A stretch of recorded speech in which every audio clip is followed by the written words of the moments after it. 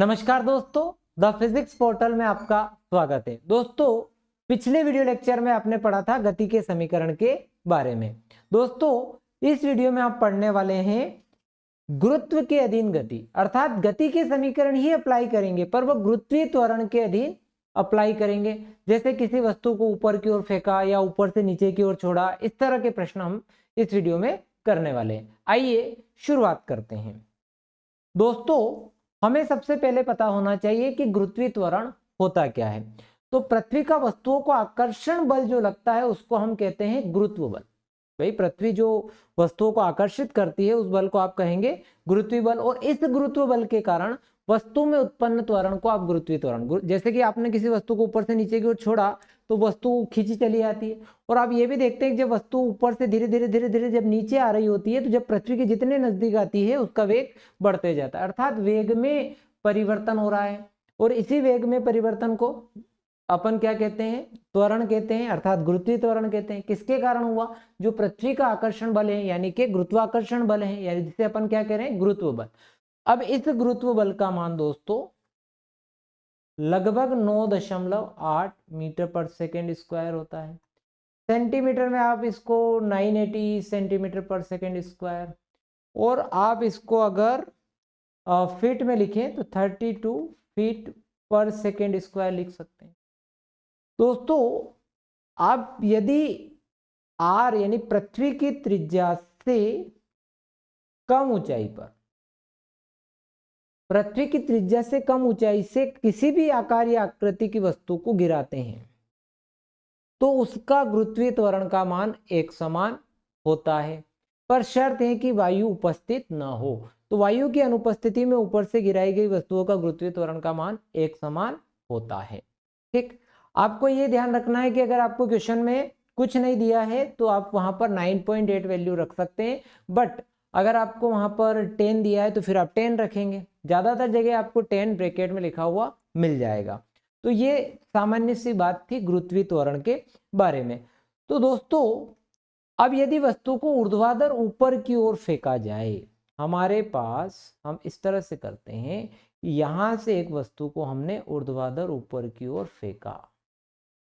ठीक, ये वस्तु को ऊर्ध्वाधर ऊपर की ओर फेंका। जब आप वस्तु को ऊर्ध्वाधर ऊपर की ओर फेंकते हैं, एक चीज अपने दिमाग में आप बिठाइए, आप जहां से वस्तु को फेंकते हैं उस बिंदु को आपको मान लेना है मूल बिंदु। मूल बिंदु से ऊपर की दूरियां धनात्मक होती है, आप सब अच्छे से जानते हैं। नीचे की दूरियां ऋणात्मक होती है, ये भी आप अच्छे से जानते हैं। वस्तु को जब आपने ऊपर की तरफ फेंका, यानी कि आपने मान लो u वेग से फेंका, तो आपको u को क्या लेना है? धनात्मक। गुरुत्वीय त्वरण सदैव नीचे की ओर लगता है, पृथ्वी के केंद्र की ओर लगता है, अर्थात गुरुत्वीय त्वरण सदैव क्या लीजिएगा? ऋणात्मक। यानी g की वैल्यू सदैव क्या लेनी है? ऋणात्मक। मैं यहां लिख देता हूं कि g को सदैव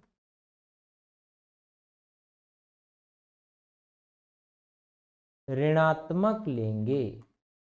कोई कंफ्यूजन नहीं होना चाहिए, जी हमेशा ऋणात्मक लेकर चलेंगे। ठीक, अब मैंने माना था कि भाई हम u वेग से किसी वस्तु को ऊपर की ओर फेंक रहे हैं, तो जब आप u वेग से फेंक रहे हैं तो जो गति के समीकरण है वो हो जाएंगे v बराबर u प्लस at होता है। अब v और u जो है, आप u तो ऊपर की तरफ जा रहा है, प्लस है। ठीक, v भी आपका अपन ने कहीं थोड़ी सी ऊंचाई पर मान लिया, और इस दरमियान जो दूरी तय हुई वो आपने h मान ली। अब गुरुत्वीय त्वरण जो है हमारा किधर लग रहा है बच्चों? सॉरी, यहां पर a बराबर माइनस जी। तो दोस्तों, ये हो गया माइनस gt, p बराबर u माइनस gt। दूसरा जो समीकरण है उसमें अपन इसे h बराबर ले लेते हैं ut माइनस 1/2 gt स्क्वायर, और तीसरा v square u square plus 2gs, but यहां पर भी g माइनस में, तो माइनस 2gh। अपन मान के चल रहे हैं कि ये कोई दूरी है जो h दूरी है। ठीक है, बिल्कुल एग्जैक्ट ऊंचाई तक नहीं लिया अपन ने यहाँ कहीं ले लिया, मान लो कि यहाँ पर v वेग है ऊंचाई। हालांकि एग्जैक्ट हमारी ये वाली जो ऊंचाई है फाइनल, जहां मैक्सिमम तक पहुंचने वाली, उसको अपन कैपिटल H मान के समझ लेते हैं। अब जब आप अधिकतम ऊंचाई पर पहुंच गए दोस्तों, आप किसी भी वस्तु को फेंक कर देखो, जब आप उसको ऐसे उछालोगे तो एक हाईएस्ट पॉइंट पर वो रुकती है और वापस आती है, यानी कि हाईएस्ट पॉइंट पर, अधिकतम ऊंचाई पर दोस्तों वेग का जो मान है वह शून्य होगा। अधिकतम ऊंचाई पर वेग का मान शून्य होता है, ये बिल्कुल अपने को रट जाना चाहिए ये वाली बात। तो अधिकतम ऊंचाई पर वेग का मान शून्य होता है। ठीक, तो हमारे पास अधिकतम ऊंचाई के लिए जब बात होगी तो अधिकतम ऊंचाई पर वेग का मान शून्य होता है। ठीक, अब हमें ये पता लगाना है कि जैसे आपने वस्तु को फेंका था उसी कहानी को यहाँ वापस रिपीट कर देते हैं कि इस वस्तु को आपने फेंका और ये वस्तु अधिकतम ऊंचाई तक गई, v बराबर 0। यहाँ a जो है आपका वो है आपका -g। ठीक, h आपने इस ऊंचाई को, अधिकतम ऊंचाई को मान के चलो h लिखा है।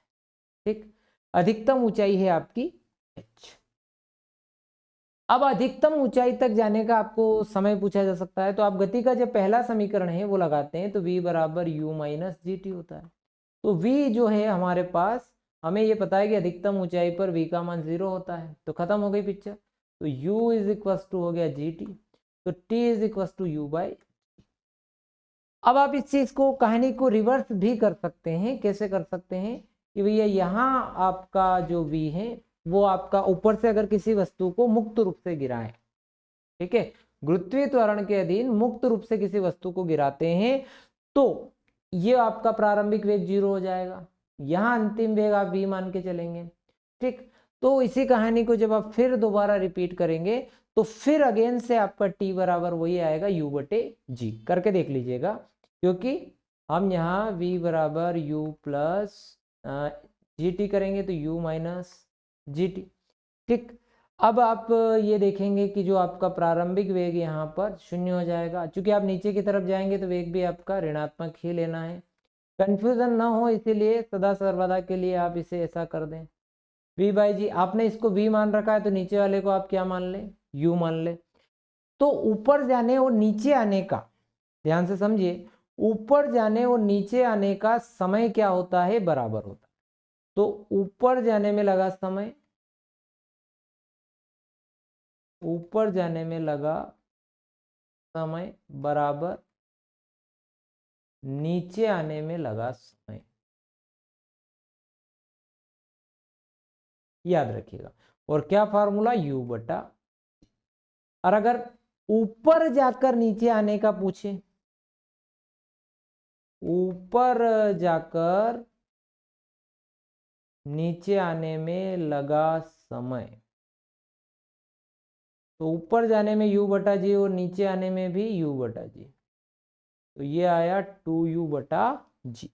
इसी को हम, इसको हम उड्डयन काल भी कह सकते हैं। ऊपर जाकर नीचे आने में जितना समय लगता है उसको आप उड्डयन काल कह सकते हैं। अब आपको ये ऊंचाई जो पता लगाना है, कभी कभार आपको ऊंचाई पता लगाने के लिए कही जाती है, तो v वर्ग बराबर u वर्ग माइनस 2gh। अब देखो u जो है आपका v जो है, अधिकतम ऊंचाई पर वेग क्या होता है, 0 होता है, तो u वर्ग बराबर आया 2gh। तो h बराबर u वर्ग बटे 2g का प्रयोग करके सीधे सीधे निकाल पाएंगे। ठीक, ये सूत्र आपको बिल्कुल पक्के कर लेना है भाई। केवल ऊपर जाने का समय चाहिए तो t बराबर u बटा जी, ऊपर जाकर नीचे आने का समय चाहिए तो 2u बटा जी। ठीक, और ऊंचाई आपको चाहिए तो u वर्ग बटा 2g। ठीक, अब किसी ऊंचाई से यदि वस्तु को ऊर्ध्वाधर नीचे की ओर प्रारंभिक वेग से फेंका जाए, अब मामला ये है, अभी से पहले हम क्या कर रहे थे, अभी से पहले हम नीचे से किसी वस्तु को फेंक रहे थे। अब मामला ये कर दिया कि ऊपर से किसी वस्तु को फेंका गया, और कैसे, कुछ प्रारंभिक वेग से फेंका जाए। हमने कुछ वेग माना है कि उसका कुछ वेग है, तो ऐसी परिस्थिति में जब मान लो यहां से आपने जब उसको नीचे की ओर फेंका और उसका वेग u है, ठीक, और गुरुत्वीय त्वरण उस पर माइनस जी लगेगा और यहाँ जब जाएगा तो वेग उसका v हो गया। ठीक, क्योंकि सारी चीजें नीचे की तरफ हैं तो सभी ऋणात्मक है, तो v बराबर minus v minus u minus g t, तो सब नीचे की तरफ हो गई, तो फिर माइनस लेने का कोई मतलब नहीं, सभी को आप धनात्मक यहाँ ले सकते हैं। और अगर लेना भी चाहें तो आप ले सकते हैं। कैसे? तो minus v minus u minus g t, यानी कि आप v is equal to u plus g t का यहाँ यूज़ कर सकते हैं। इसी टाइप से आपको जब गति का जो h बराबर u t plus half g t square use करेंगे, v square is equal to u square plus two g s. अच्छा, एक समीकरण और हम लोगों ने आपको बताया था जो टीथ टाइम के लिए है, और वो टीथ टाइम वाला आप यहाँ पर भी यूज़ कर सकते हैं। S t is equal to u plus 1/2, अभी वन ए की जगह जी तो minus you ji 2t minus 1। ठीक है, ये यहाँ पर भी यूज़ कर सकते हैं। और यहाँ आप एग्जैक्ट ऐसा कैसा, तो s t is equal to u plus 1/2 g 2t minus 1, ये टीथ सेकेंड के लिए हमारे पास यूज होता है। टीवे सेकेंड में तरीके की दूरी के लिए ये कभी कभार हम यूज करते हैं। हाँ, अगर ये यहाँ बोल देता है कि भाई हम प्रारंभिक वेग 0 से हैं, तो प्रारंभिक वेग 0 है तो फिर 0 करके आप लोग कर लेते हैं। ठीक है, तो ये 2-3 स्थितियां आपकी बन सकती है। अब शुरुआत करते हैं। सबसे पहला प्रश्न है आपका कि एक पत्थर को ऊर्ध्वाधर दिशा में 20 मीटर पर सेकंड के प्रारंभिक वेग से फेंका गया। पत्थर को ऊर्ध्वाधर दिशा में, यानी उसका यू आपके पास है 20 मीटर प्रति सेकेंड के प्रारंभिक वेग से फेंका गया। अधिकतम ऊंचाई तक पहुंचने में कितना समय लगा, उसको अधिकतम ऊंचाई यानी u बराबर 0, तो t बराबर u बटा जी, ऊपर जाने तक का समय चाहिए। तो ये चूंकि मैंने यहाँ डायरेक्ट निकाल दिए हैं, अब आपको सोचने की जरूरत नहीं है। ये देखो t बराबर u बटा जी, इसका प्रयोग करके आप सीधे सीधे चीजों को निकाल सकेंगे। तो u हो गया आपका 20, जी मैं लगभग 10 मान रहा हूँ, है ना, तो बटे 10, 10 दूनी 20, 2 मीटर पर सेकेंड, इसको सॉरी 2 सेकेंड है ना, मीटर पर सेकेंड स्क्वायर, माफी चाहता हूँ गलती से निकल गई, तो 2 सेकेंड। कितना बढ़िया था, आसानी से हो गया। अगला प्रश्न है आपका कि एक वस्तु को 30 मीटर के प्रारंभिक वेग से ऊर्ध्वाधर दिशा से फेंका गया, ऊर्ध्वाधर दिशा में फेंका जाता है। अधिकतम ऊंचाई तक वह कितनी ऊंचाई तक पहुंचेगा, h बराबर यू वर्ग बटे 2g। ये सूत्र भी मैंने अभी आपको बताया। ये देखो, ये यहां पर आपने ये देखा कि ये h बराबर यू वर्ग बटे 2g, इस सूत्र का प्रयोग भी अपन यहां कर रहे हैं। ठीक है, तो u का मान हमारे पास है 30 का वर्ग 30 गुणा 30 और 2 गुणित जी का मान 10, पिक्चर खत्म। 3 3 9, 900 बटे 2, 900 का आधा होता है 45, खत्म। इतने सरलता से आपसे प्रश्न बन रहे हैं, केवल आपने कंसेप्ट सीख लिया। ठीक, अगला, एक वस्तु को ऊर्ध्वाधर ऊपर से फेंका जाता है, यदि प्रारंभिक वेग ऊपर से फेंक रहे हैं अब की बार, और उसका वेग है वहां पर कुछ 50 मीटर पर सेकेंड, तो वह अधिकतम ऊंचाई तक, यदि एक वस्तु को ऊर्ध्वाधर रूप से ऊपर की ओर फेंका गया, सॉरी माफी चाहता हूं, ऊपर की ओर ही फेंक रहे हैं, यदि प्रारंभिक वेग 50 मीटर पर सेकेंड, अधिकतम ऊंचाई तक पहुंचने में कितना समय लगेगी, तो वही वाली इक्वेशन u बाई जी लगा दो आप, सिंपल सा 50/10, तो 5 सेकेंड का टाइम लगेगी। अगला प्रश्न, एक वस्तु 10 मीटर पर सेकेंड की प्रारंभिक वेग से एक ऊंचाई से गिराई जाती है। अब यहाँ जरूर आपको बोला गया कि भाई वस्तु को प्रारंभिक वेग से एक ऊपर से कुछ ऊंचाई है, वहां से इसको गिराया गया, 10 मीटर पर सेकेंड की ऊंचाई से गिराया। गिरने में 2 सेकेंड के बाद उसकी गति क्या होगी, उसका 2 सेकेंड के बाद उसका वेग चाहिए। ठीक, अब हमारे पास v is equal to u plus a t, सब नीचे की तरफ आ रहे हैं तो सभी को धनात्मक ले लो, कोई दिमाग लगाने की जरूरत नहीं है। ठीक, u हमारे पास 10 हैं और g हमारे पास 10 हैं और t हमारे पास 2 हैं, 10 दूने 20, 20 10 30, 30 मीटर पर सेकेंड। ये फोर्थ वाला ऑप्शन करेक्ट हो गया। इतने सरल सरल प्रश्न है। अगला प्रश्न आता है, यदि एक वस्तु को 20 मीटर पर सेकंड के प्रारंभिक गति से ऊपर की ओर फेंका जाता है तो कितने समय बाद वापस उसी बिंदु पर लौटेगी। अब ये प्रश्न है कि भाई आपने वस्तु को फेंक दिया ऊपर की ओर और उस समय उसका वेग जो था 20 मीटर पर सेकंड था, और कितने समय बाद वापस उसी हाथ में आ जाएगी, यानी ऊपर जाकर नीचे आने के लिए अपन ने t बराबर 2u बाई जी क्या बताया, 2 इंटू यू की वैल्यू आपके पास कितनी है यहाँ पर 20 मीटर पर सेकंड, और g की वैल्यू आप 10 लेकर चलेंगे, मैंने यहाँ पर लिखा नहीं है किसी में भी, तो 4 सेकेंड, तो 4 सेकेंड का इसमें समय लगने वाला है। यदि एक वस्तु को 40 मीटर की प्रारंभिक गति से ऊर्ध्वाधर दिशा में फेंकी जाती है तो वो कितनी ऊंचाई तक पहुंच सकती है। अब 40 मीटर पर सेकंड से आपने उसको ऊपर की ओर फेंका और पूछ रहा है कितनी ऊंचाई तक वह जा सकती है। तो v आपका 0 है और आपको यहाँ पर h चाहिए। ठीक, तो आप फॉर्मूला लगा सकते हैं v square you square minus 2gh। वैसे इससे मैंने अपने फार्मूला निकाल रखा है।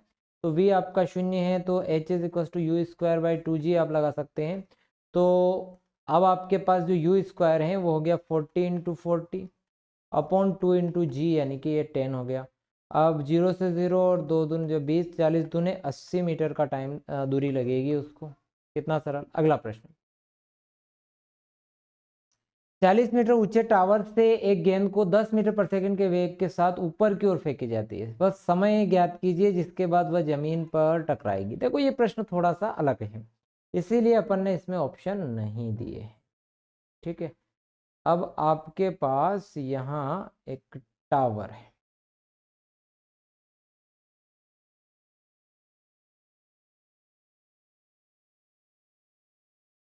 ठीक, एक टावर है। टावर से 40 मीटर ऊंचा टावर है। टावर की ऊंचाई आपके पास है 40 मीटर। ठीक, अब इस 40 मीटर ऊंचे टावर से आपने एक गेंद को 10 मीटर पर सेकंड के वेग से फेंका है। यहां से आपने 10 मीटर पर सेकंड के वेग से ऊपर की ओर फेंका उसको। तो वह समय ज्ञात कीजिए जिसके बाद वह जमीन से टकराएगी। अब हमें ये समय चाहिए कि ये कितने टाइम बाद जमीन पर आ जाएगी। अब इसमें क्या है, दो हिस्से आपको करने पड़ेंगे। ये वाला हिस्सा हम लोग बहुत आसानी से निकाल सकते। ठीक, अब 10 मीटर पर सेकेंड के वेग से फेंकी थी आपने, यू आपका था 10 मीटर पर सेकेंड। अधिकतम ऊंचाई पर वेग आपका 0 होता है। ठीक, अब आप यहां तक का मामला निकाल सकते हैं। यहां तक का बहुत सरल है आपके लिए। कैसे भाई, अधिकतम ऊंचाई तक जाने का समय यहां से यहां तक आने में और यहां से यहां तक आने में लगा समय, और वेग और ये सब चीजें आप बहुत आसानी से निकाल सकते हैं। तो वही चीजें अपन यहाँ निकालने का प्रयास करेंगे। पहले तो अगर आपको समय की बात करूं तो यहां से यहां तक आने में लगेगा समय 2u/g। तो 2 × 10/10, यानी कि यहां तक आने में उसको लगेगा 2 सेकेंड का समय। अब ये तो एक बात हो गई। अब यहाँ पर वेग 0 है, यानी आप मान के चलो कि प्रारंभिक वेग आपका 0 है और यहाँ अपन कुछ वेग निकाल ले। तो वो कैसे निकलेगा, तो वो v बराबर है ना u प्लस जी टी, क्योंकि सब लोग सबकी दिशा अब नीचे हो गई है। ठीक, तो आपके लिए जो प्रारंभिक वेग है एक प्रकार से वो 0 हो गया यहाँ पर। g हमारे पास अपन g लेके रख रहे हैं, अभी अपन 10 ले लेते हैं चलो। और t हमारे पास हो गया यहाँ पर 1 सेकेंड, एक ऊपर उधर का और एक इधर का। तो अब यहाँ पर जो वेग है वो है 10 मीटर पर सेकेंड का। अब 10 मीटर पर सेकेंड से वस्तु को आपने नीचे की ओर फेंका, जमीन पर टकराएगी। अब जमीन पर टकराने यानी कि यहाँ आने तक अब अपने पास यहाँ क्या क्या है, एक तो v है यानी कि u है, यहाँ के लिए u है। एक तो u है जो आपका 10 मीटर पर सेकेंड है, एक आपके पास h है जो कि 40 मीटर पर सेकेंड 40 मीटर है, और एक g है जो कि आपका कितना है 10 है। अब h हमारे पास है, u हमारे पास है, g हमारे पास है, हमें चाहिए यहाँ पर t। तो आप फॉर्मूला लगा सकते हैं h is equal to u t plus half g t square. ठीक, u हमारे पास 10 था, t हमें यहाँ का पता लगाना है 1/2, g हमारा 10 था, t हमें पता लगाना है, और h हमारा है 40। तो अब हमारा इक्वेशन बना 40 बराबर 10t प्लस 5t वर्ग। अब 5 से कैंसिल करें तो 5 दूनी 10 और 5×8 = 40। तो टी वर्ग -2 प्लस 5×8 = 40 बराबर 0। ठीक है, तो टी वर्ग -2t और +8। अब क्या फैक्टर हो सकते हैं इसके, तो 4 दूनी 8, तो -4t प्लस 2t प्लस 8 है ना। ये भी गड़बड़ है, 4 दूनी 8, 4 दूनी 8 से तो नहीं बनेगा। इक्वेशन वापस, टी वर्ग माइनस 2t प्लस 8,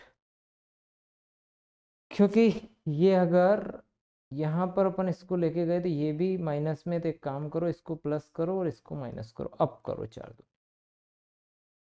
तो 4t minus 2t minus 8 is equal to 0। गलती हो जाती छोटी मोटी तो हो ही जाता गड़बड़, तो t प्लस 4 हो जाएगा, यहाँ से t कॉमन और यहाँ से t माइनस 2, तो t बराबर 2 सेकेंड, क्योंकि आपका माइनस में तो हो ही नहीं सकता है, t बराबर -4 तो हो ही नहीं सकते क्योंकि समय कभी ऋणात्मक होता नहीं। तो अब यहाँ से यहाँ तक आने में लगा इसको 2 सेकेंड का टाइम पहले लगा और 2 सेकेंड का, अब तो 2 और 2 टोटल 4 सेकेंड का समय लगेगा। थोड़ा सा ट्रिकी था पर बहुत ज़्यादा मुश्किल नहीं है। अगले प्रश्न पर आते हैं।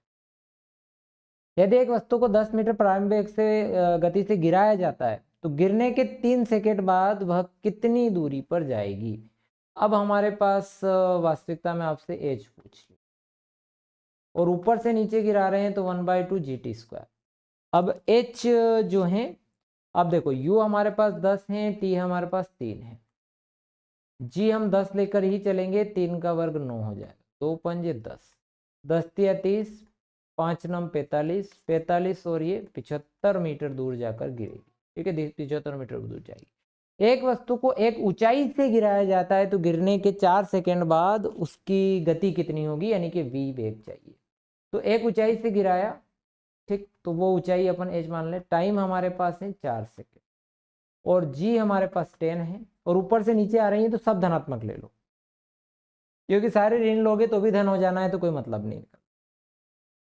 तो अब हमें चाहिए v और हमारे पास t है और g है, ठीक, तो v is equal to u plus a t, u plus g T.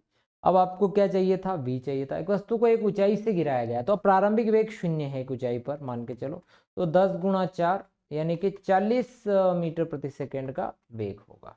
अगला प्रश्न, अब प्रश्न तो इतने ही थे, ठीक है। तो दोस्तों यदि आपको वीडियो पसंद आया हो तो चैनल को सब्सक्राइब कर लेना और अपने दोस्तों के साथ शेयर करना मत भूलना, और इसी प्रकार के वीडियो के लिए आप हमारे साथ बने रहिए। मिलते हैं नेक्स्ट वीडियो में।